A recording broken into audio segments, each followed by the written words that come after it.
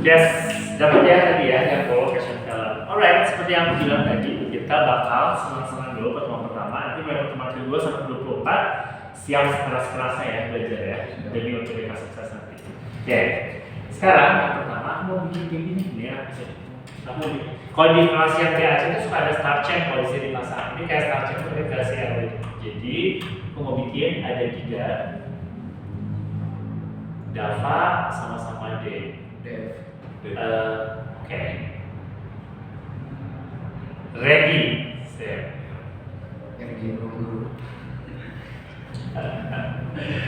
Jadi yang akan kita lakukan adalah ayo kita bermain-main. Ini adalah kreativitas mengajar yang aku ciptakan dari 2015 dulu, zaman masih dulu yang di bimbingan dulu. Dan ini adalah cara mengajar terbaik sejauh ini. Selalu berhasil di semua kelas, selalu heboh, seru lah pokoknya. Tapi emang jangan semua orang bahagia, akan ada yang cerita. Karena ini ada hal yang pernah kita main game. Biasanya sih aku bikin berdua-berdua, makin banyak makin seru. Dia berdua-berdua, nanti yang kalah dia kena hukuman, yang menang dapat hadiah. Kalau dulu aku yang biasa ngasih hadiah bisa novel, buku, tiket nonton, tiket konser, lama-lama kan bangkitnya waktu sendiri. Jadi aku ubah, oke. Aku tidak perlu memberi, tapi antara kalian. Jadi grup yang kalah ngasih ke grup yang menang. Kalian cuma bertiga nih sekarang, jadi pertanyaannya gak berdua-berdua tapi sendiri-sendiri, individu. So individu, oke. Oke. Bisa nebak siapa yang kalah? Tidak ya? Tidak ya. Jadi bahan boleh ya. Oke gini, itu kan jadikan penyemangat. Kalau ada orang yang mengkritik, jadikan penyemangat, kamu harus menang. Jadi ini aku udah bikin ada Dida, ada Dava, ada Regi. Jadi kita bakal bertanding bahasa Inggris dari mulai yang basic sampai sesuai dengan kebutuhan UTBK ya. Itu aku masukkan teorinya hari ini dari awal sampai bermain. Plus ada babak perebutan bisa macam-macam pertanyaan, gak cuma bahasa Inggris. Terus kita bikin kesepakatan. Yang kalah wajib bertraktir dan menangnya. Dan yang menangnya adalah hadiahnya aku tentukan. Sama di semua kelas, di semua bimbel tempat mengajar, di sekolah-sekolah itu juga sama. Hadiahnya pilih antara novel atau nonton.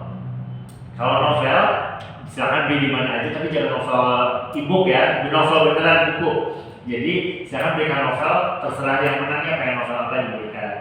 Kalau nonton, silakan traktir nonton di Ciwok ya. Gitu. Filmnya pemenang boleh beli mau film apa.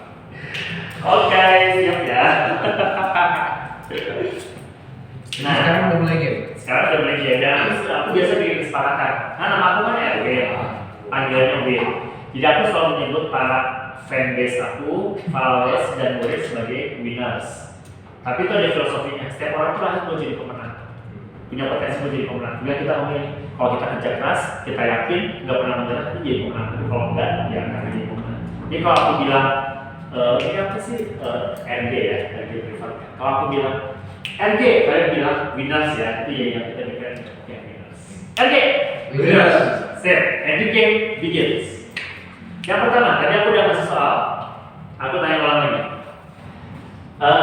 Tidak, 3 kalimat ini ada yang salah atau tidak? Nggak ada. Oke, siap. Udah Pak, 3 kalimat ini ada yang salah Pak? Nggak ada. Gi? Nggak ada. Oke. Kalau benar semua poinnya 10, kalau salah 0. Oke. Jangan bangga dulu deh, belum beres kok. Gua hapus lagi satu.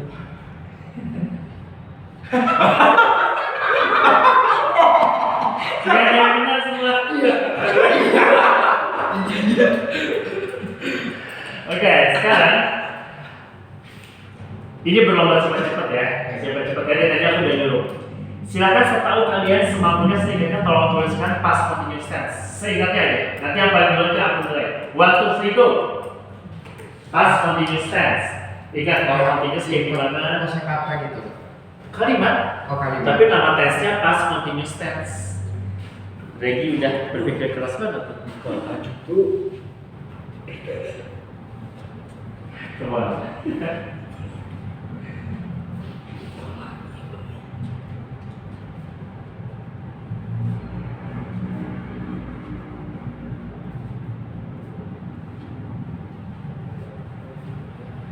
Kalau yang sudah boleh nggak cerita?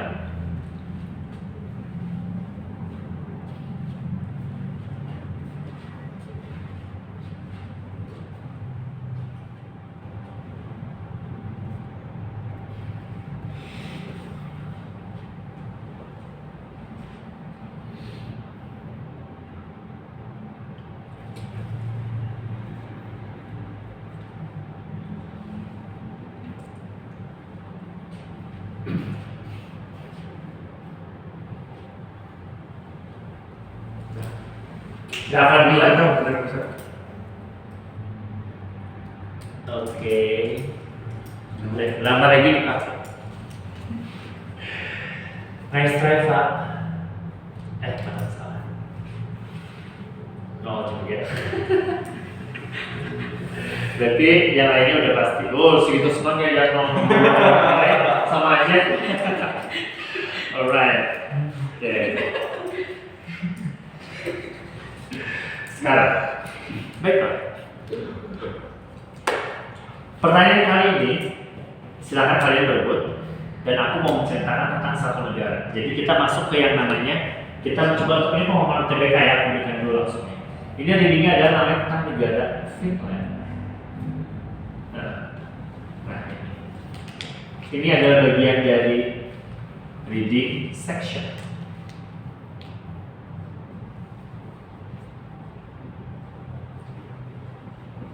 Reading understanding namanya. Oke, ini dia. Nah, sekarang kita cerita tentang negara Finland. Dan nanti kalian jawab pertanyaan yang akan kuberikan. Ini memang belum untuk pemahaman ini ya. Salah satu yang biasa muncul di UTBK adalah seperti yang ditanyakan berikut ini. Oke. Judulnya adalah Finland. Apa kalian tahu negara Finland? Tahu. Sip, tahu. Finland, paragraf pertama. Finland adalah salah satu negara termaju di dunia, sekaligus negara dengan sistem pendidikan terbagus sedunia. Ibu kotanya adalah Helsinki, dan Finland ini disebut negara yang sangat indah. Lokasinya di Eropa Utara, dan Helsinki sendiri disebut sebagai the White City of the North karena banyak bangunannya menggunakan batu granit warna putih. Paragraf 2. Bangsa Finland totalnya ada 5,5 juta warga, dan 1,5 juta yang tinggal di ibu kotanya. Memang tidak ada bangsa yang sempurna, tapi Finland dikenal sebagai bangsa yang sangat unggul. Orang-orangnya ramah, disiplin, kerja keras, murah hati juga, dan mereka bisa menjaga lingkungannya dengan bersih. Kemudian, salah satu tokoh terkenal dari Finland adalah yang menjadi seorang komposer musik yang mendunia. Itu salah satu tokohnya. Lalu, bangsa Finland mayoritasnya menganut agama Kristen Protestan, dan bangsa Finland juga percaya pada kesetaraan pernikahan. Makanya, Finland adalah salah satu dari totalnya 36 negara di dunia yang melegalkan kesetaraan pernikahan, yaitu pasangan sejenis adalah jenis pernikahan dan negara sama. Paragraf 3. Finland punya 4 musim. Sekarang November. Oke. September sampai November musim gugur autumn, cerah hangat. Desember sampai Februari musim salju, winter, dingin. Maret ke Mei musim semi, spring, cerah hangat bermekaran semua. Dan Juni sampai Agustus itu musim panas. Yang paling panasnya summer. Summer ini unik karena di Finland kalau summer matahari bisa bersinar 23 jam sehari dan gelapnya hanya 1 jam saja. Sekarang aku mau nanya ini. Main idea.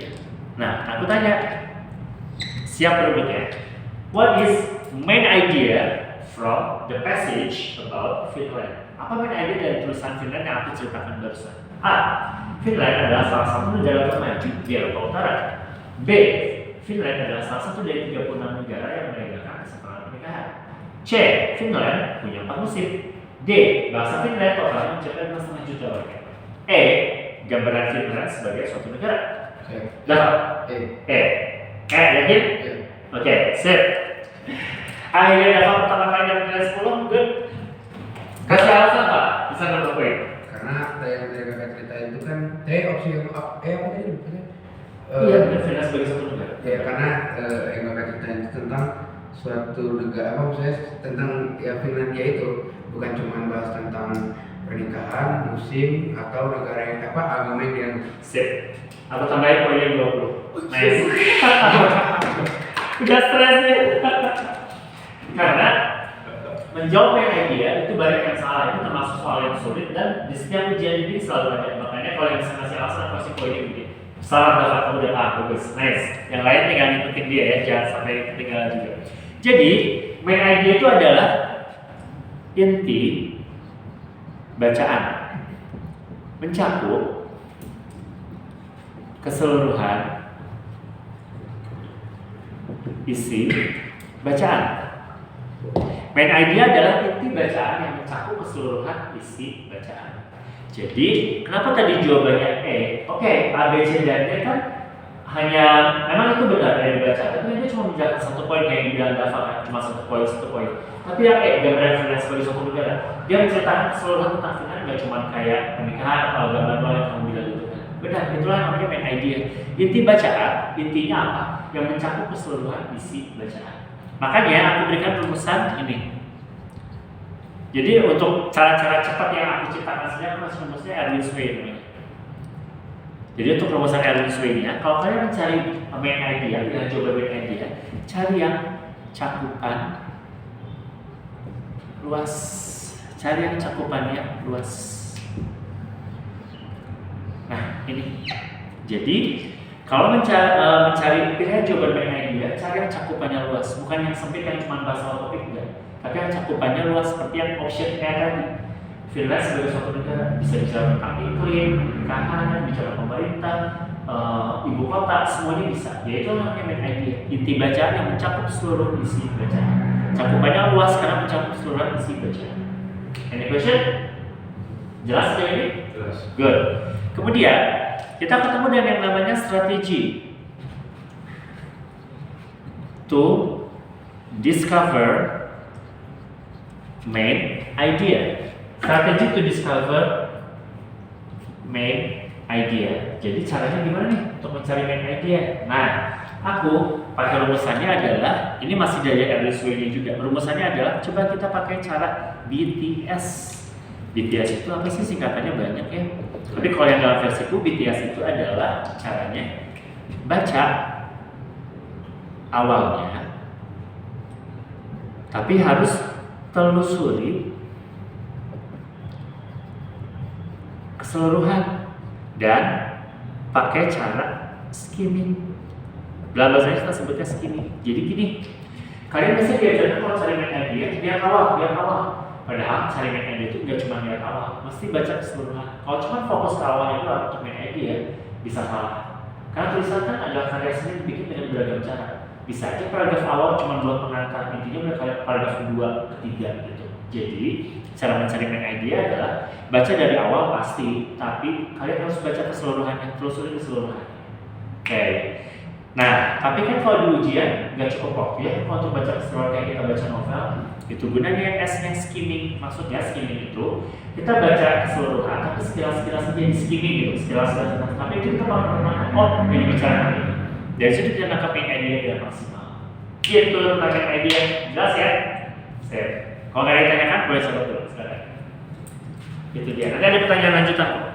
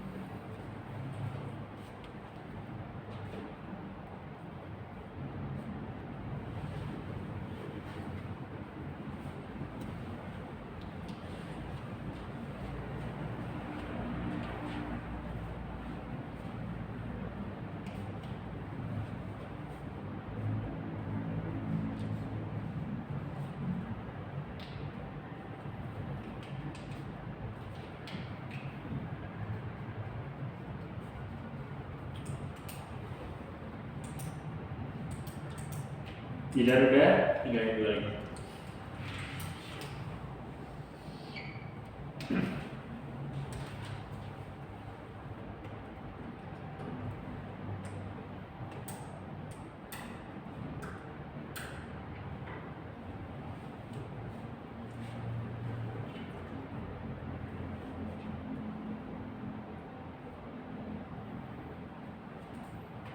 Lagi juga udah. Ada pertanyaan? Aman ya? Sip. Oke, sekarang what is the tone of the passage about Finland? Pilihannya A. Happy, B. Optimistic, C. Indifferent, D. Persuasive, E. Informatif. Nah coba ya. Oke, tidak dulu. Oke, nice. Tidak udah dapat 10 akhirnya. Semangat lagi. Jangan sampai ucapan dia benar. Kenapa? Kasih alasan. Karena itu tentang informasi Finland itu 20. Iya. Iya, betul. Semangat lagi.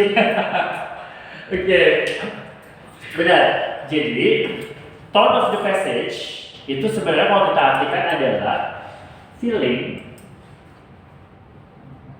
atau emotion dari penulis. Ingat penulis ya, dari penulisnya tentang atau terhadap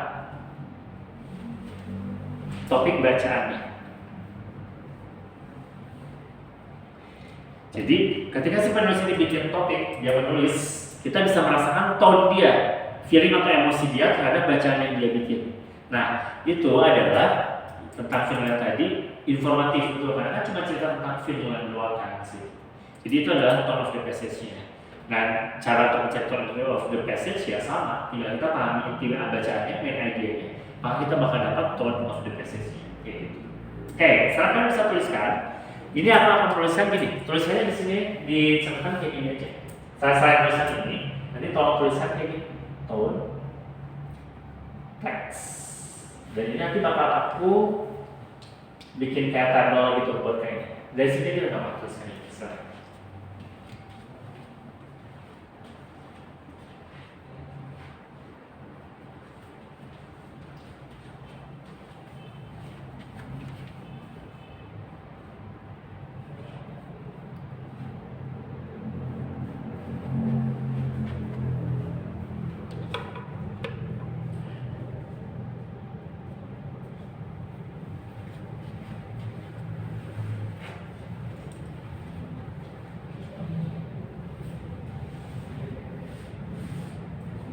Ini kira-kira banyak nggak? Ton teksnya banyak nggak? Bukan soal teksnya banyak, tapi aku mau ngasih tahu kalau teksnya seperti ini, tone-nya apa? Kalau di sini nggak cukup banyak. Cukup lah, sangat cukup kok Pak. Actually aku kebalik deh, lebih baik tulisan teksnya di sini, tone-nya di sebelah sana, sorry.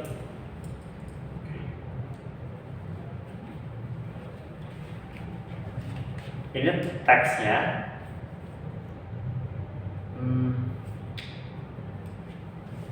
Enggak sih, enggak apa-apa. Udah benar, gak usah dibalik, gak usah didalam. Udah benar kok. Ya kreativitas. Jadi sama, tone text gitu ya. Oke. Udah dibikin tabel, silahkan tuliskan. Tone-nya adalah persuasif. Kalau tadi kita udah tahu ya, informatif itu berarti bercerita, menginformasikan, kayak Finland tadi. Sekarang yang lain-lainnya, tone-nya persuasif. Maka teksnya mempromosikan atau merekomendasikan sesuatu. Jadi tulisannya, tone-nya persuasif, di tabel yang dibikin kayak gini, tone-nya persuasif, maka teksnya mempromosikan atau merekomendasikan sesuatu.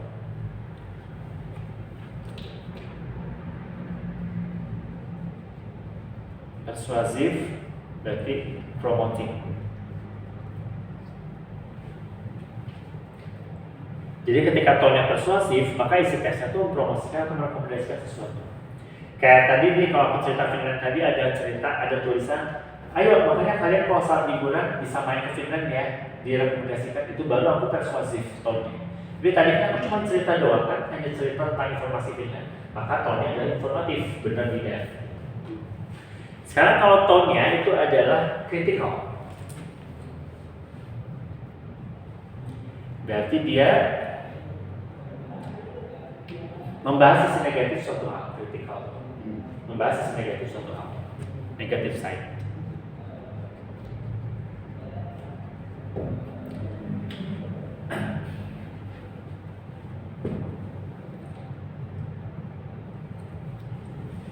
Jika tone-nya adalah apresiatif, oh ya, tambahkan, kalau yang kritikal selain membahas sisi negatif suatu hal, bisa juga debat sesuatu atau menyanggah sesuatu, mengkritisi lah gitu. Itu kritikal. Apresiatif itu makanya membahas sisi positif sesuatu hal. Kadang apresiatif itu diganti dengan positif atau adoring. Adoring itu memuja, mengagungkan.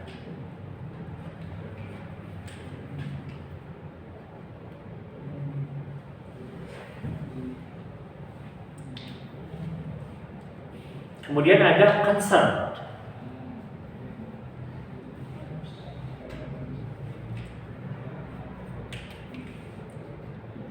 Concern, kalau tone-nya concern, berarti teksnya itu membahas permasalahan, konflik, atau sisi negatif suatu hal juga. Tone-nya concern, berarti membahas tentang permasalahan, konflik, atau sisi negatif suatu hal. Membahas tentang problem lah intinya.